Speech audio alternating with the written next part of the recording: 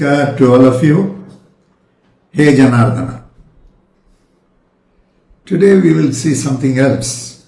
I want to talk to you on something which the current things that are happening in the world, in the cosmos, in Bharatadesh. Just last week we had seen about that has been going on for a few months. The astronomers, astrophysicists, and people connected with astro things. From the science point of view, probably with some telescope, maybe Hubble telescope, or there are so many telescopes now, they could see an interference in the solar system. They call it 3I oblique atlas or something like that, or 31 oblique atlas. Let us not go into all those details. We don't need it.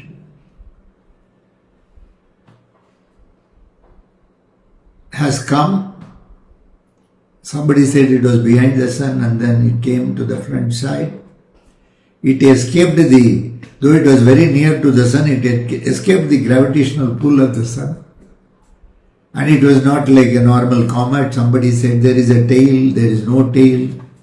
Somebody said there are dust particles, even among scientists there are different opinions, of course. It is very natural.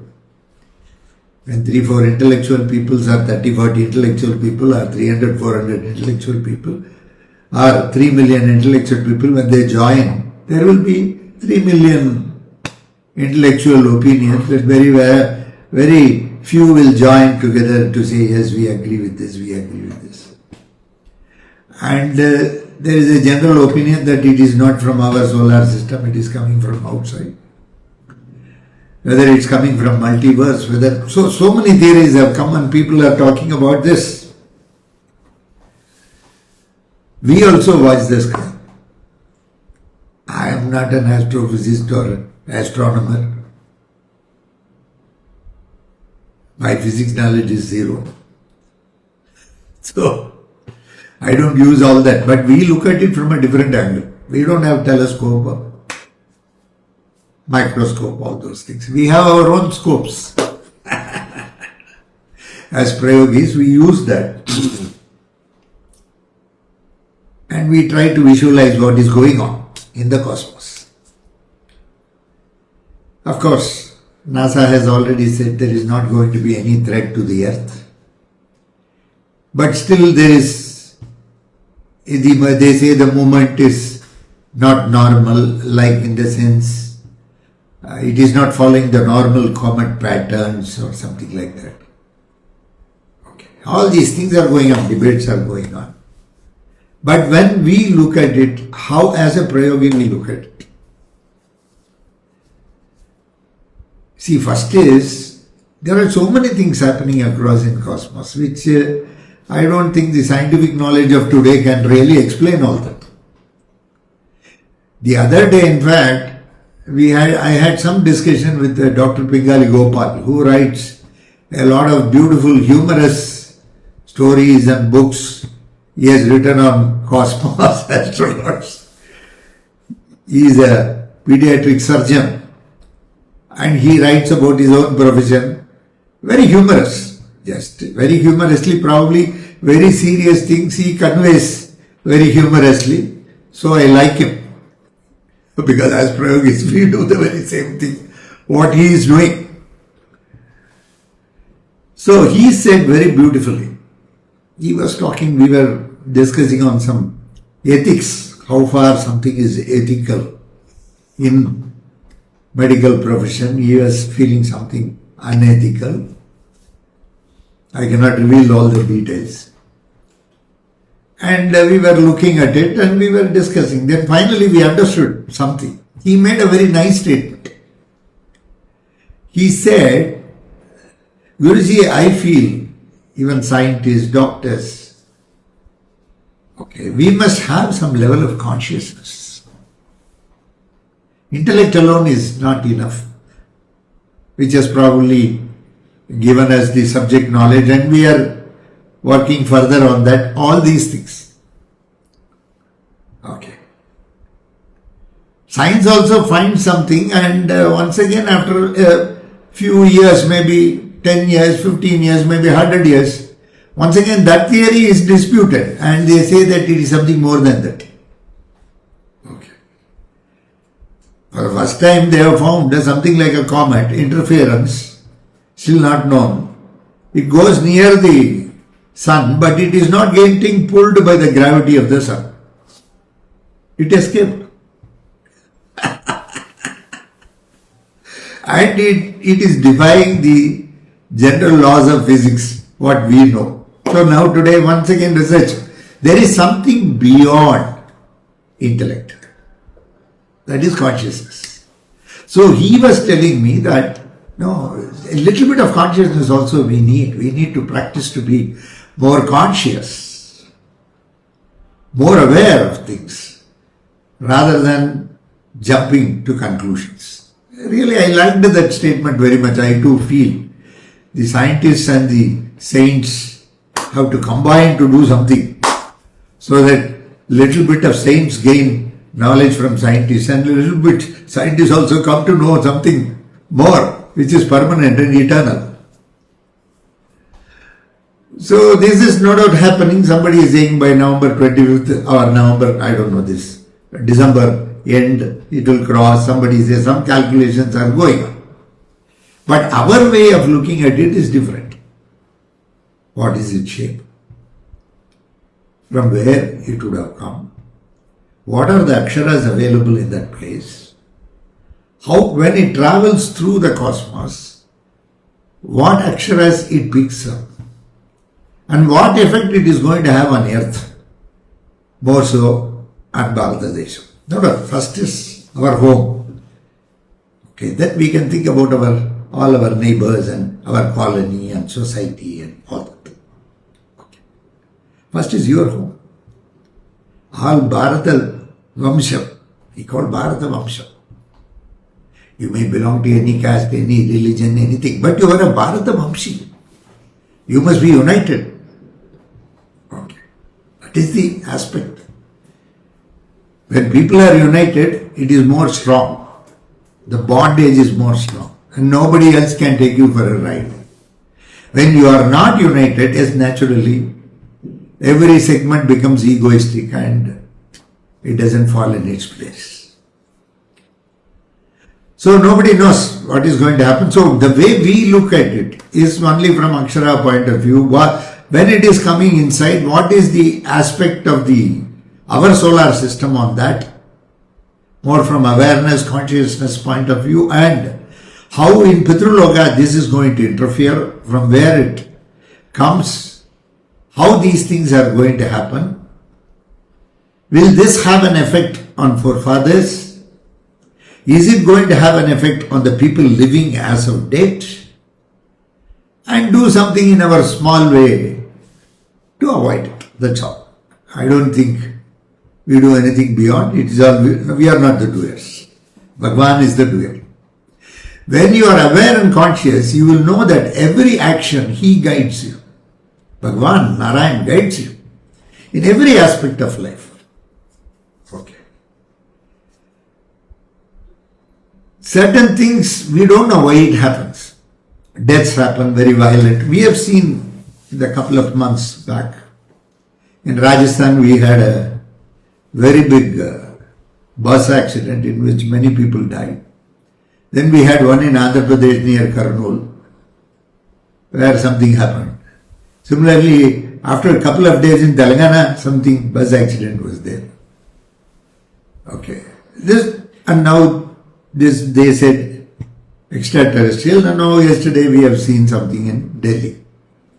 Okay. All these are very violent deaths.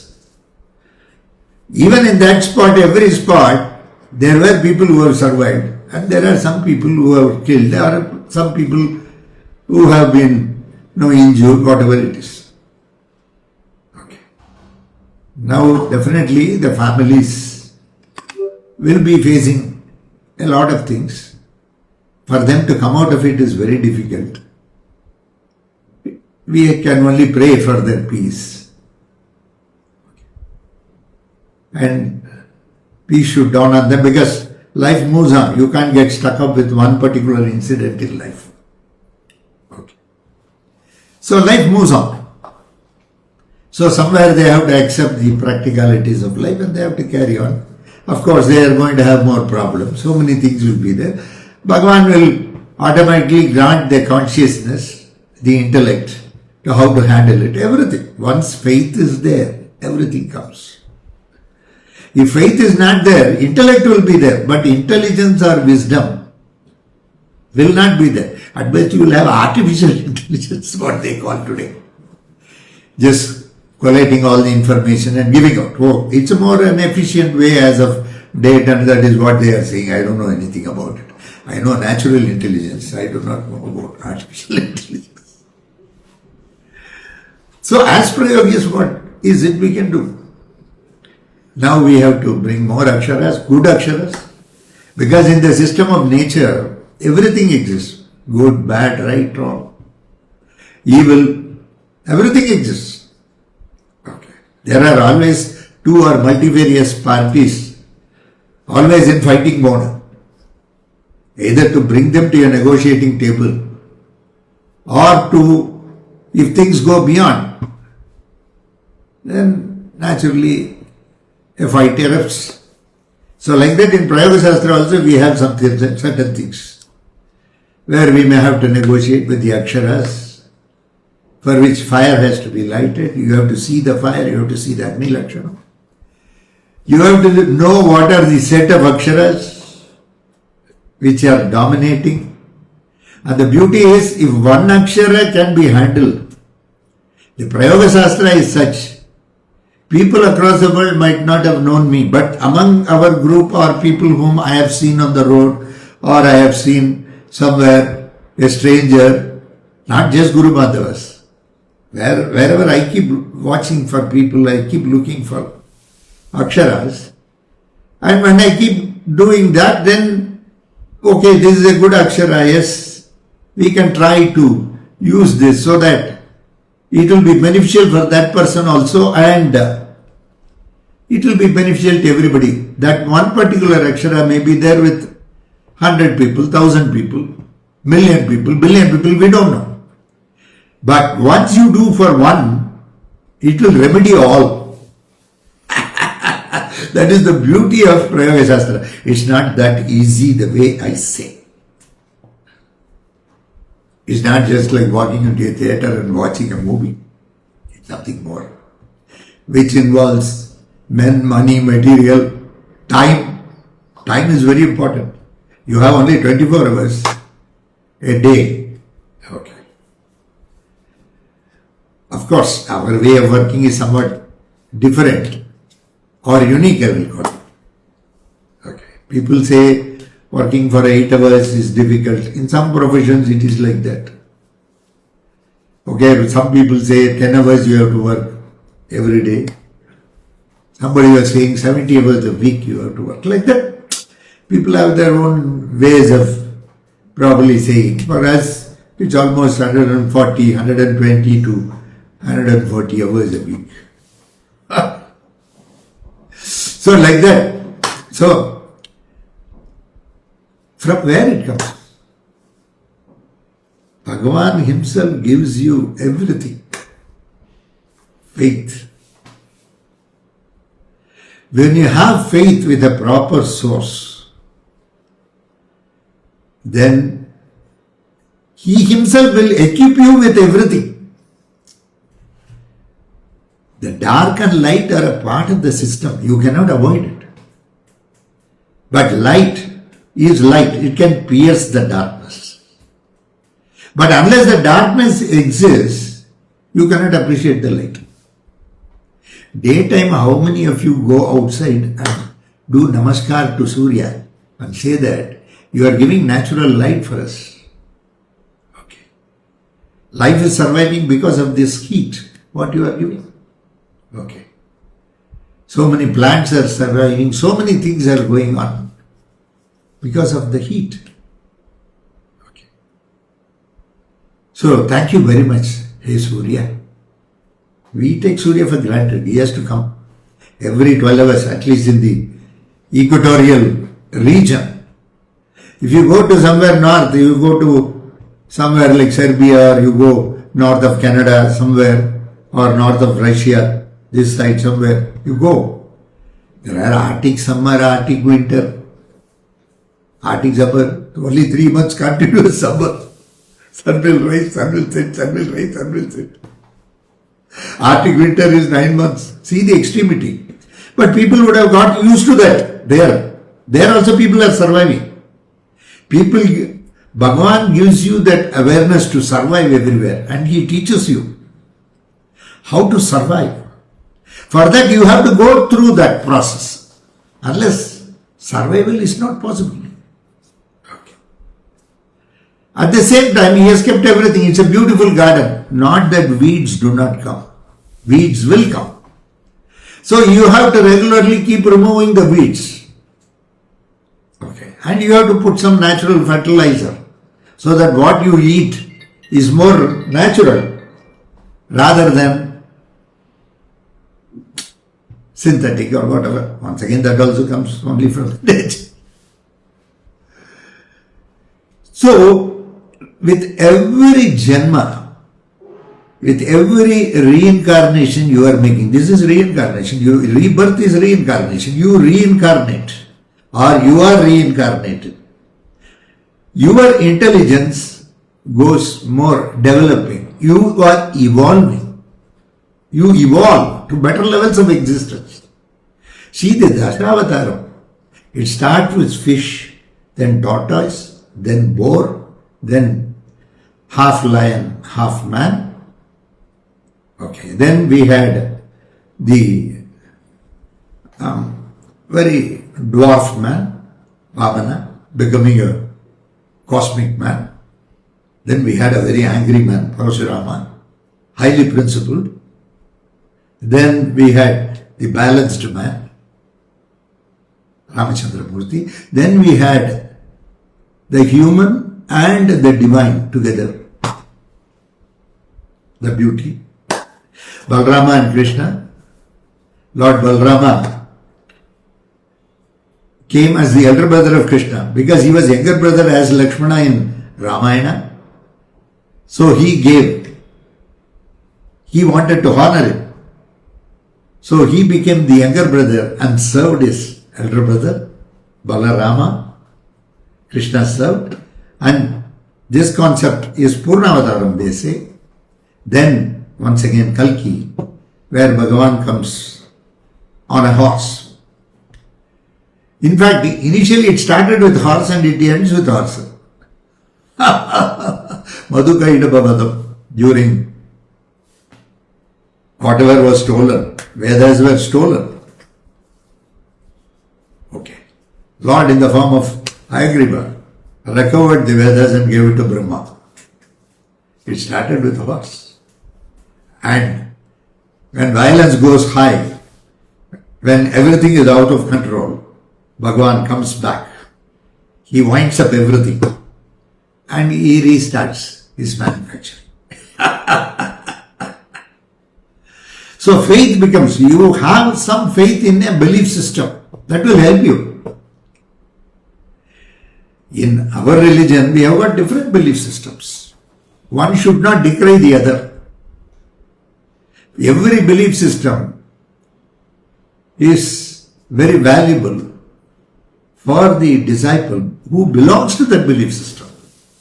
So we cannot decry and say this is superior, that is superior. Everything is the will of the Bhagavan. That is why these things have come in the first place. If everything was equal, there will be no concept of service. Since somebody is not well, you go and sit with him. You take care of him. That's the service. If everybody is well, service is not needed. Okay. So there is always a difference. That difference has to be supported through service. There are people who need service And there are people enough to do service. So people who can do service should do to ones who need service. Government schemes are there where they do service by giving, see, sometimes they give money because small people, what to do, poor people, they need money for anything and everything. So nowadays government is directly crediting it into the account and all. People are getting benefited so that it is not getting pilferage. The pilferage will not be there at any level. Previously pilferages were there. People who were not eligible also were claiming that. So many things are happening. Were claiming. So the real beneficiary who gets is not the person who must really get. Is it not? So slowly government also now plugs all those loopholes.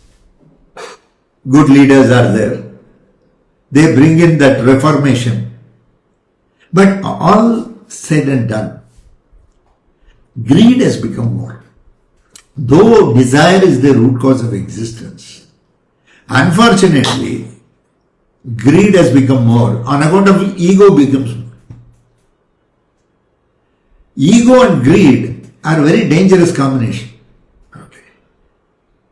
Very rarely we have people who have both money and power. If money comes, power will come. If power comes, money will come. They both are first cousins. One will long for the other.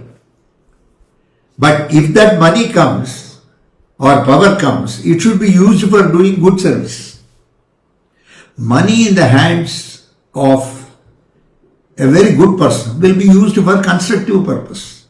Money in the hands of a depressed and a very evil person will only use it for destructive purpose. Have you understood? So how you use money is more important. How you use, to what extent you use, to what cause you contribute.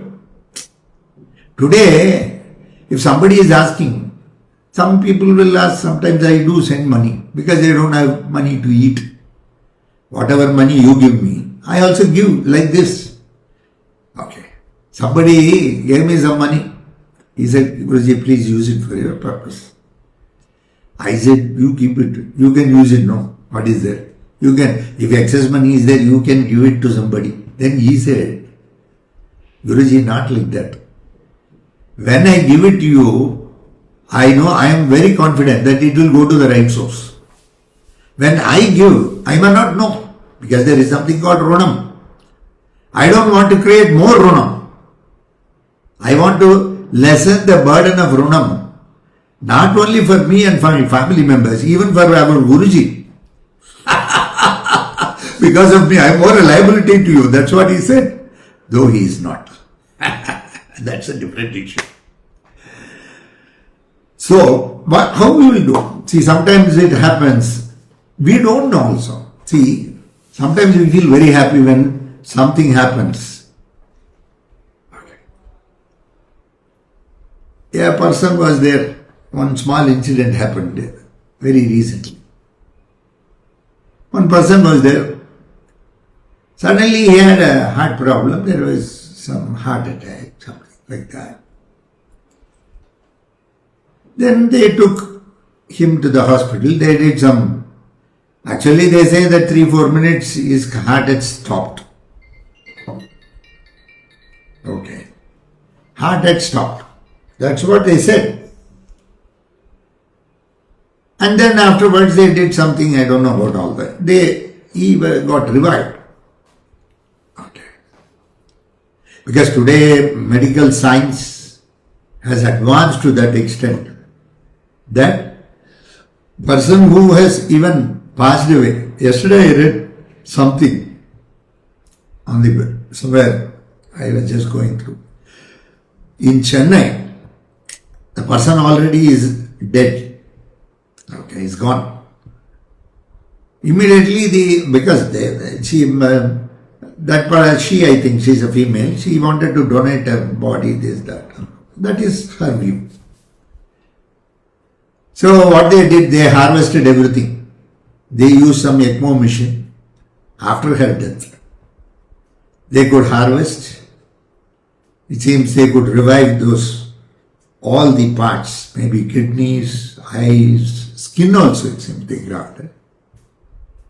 All these things, and they have put to 5-6 people. Okay. We are today more concerned about the survival of the person. We are not more concerned about the awareness or consciousness about these things. Okay. The mind is very futuristic. Please remember, mind is very futuristic. But the heart says, I have to live this moment. From the heart comes that feeling, that compassion. If the person can live for a few more years, it's good for the family. Okay. But are we able to see that? There is no ethical issue in these things when we do. In fact, this was the argument, this was the discussion I had with Dr. Pingali Gopal in his own field. We were talking, but incidentally this happened, then they revived him. He was there for another week or so, then he passed away. Okay. Now we had to go through, we have to see forefathers, this, that, so many things. Check 9 generations to find out when really this person passed away. So many things are there. As far as the family is concerned, people are concerned, yes, you are right. He has lived another 1 week, 10 days. But I am not concerned about that. I am only concerned about one thing. When the funeral took place, have you disposed of the body? And disposing of the body, then there is going to be 2 souls standing. So we have to see. There are lot of technical complications for us as a prayogi to handle such cases. It's not so easy. Okay. We very strongly believe that everyone comes back. That is our faith. Okay. You don't go anywhere. You have to come back. Okay. Somewhere once when all your runams tally, Anams means not the consolidated balance. The individual entries have to be reconciled. 200 rupees debit, 200 rupees credit. That has to be reconciled. Not you have a consolidated 200 rupees balance, credit balance, or a debit balance of 200 rupees. Not like that. Then when that sinks, everything becomes zero. There is no asset or liability. Then you enter the kingdom of Narayan. That takes for a very long period of time. It's not so easy. Okay. So we are more, as prayogis more, we want to help you in the process of reducing your runam, living this life peacefully with everything, and going with a less runam, so that you can come back with that runam, and once again as prayogis we can handle it. We very strongly believe in this. Somehow I thought I should talk to you something today, something different. Of course, I have now thrown a Pandora box open. Let me hear comments from you, and then I will once again discuss about this. Thank you very much. Bye.